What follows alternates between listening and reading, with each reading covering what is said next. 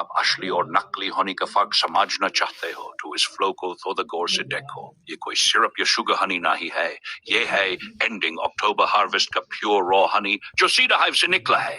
इस हनी को न हीट दिया गया है, न शुगर ऐड की गई है और न ही किसी किस्म की मिलावट। बहुत लोग कहते हैं इनके असली हनी जमता नहीं, लेकिन सच है कि जो हनी जमता है वही ज्यादातर असली होता है। क्रिस्टलाइजेशन एक नेचुरल प्रोसेस है का मतलब है कि हनी जिंदा है। मार्केट का जो चमकदार हनी होता है वो अक्सर प्रोसेस्ड होता है, जबकि रॉ हनी नेचुरली थिक और हेवी फ्लो रखता है, जैसे आप इस वीडियो में देख रहे हो।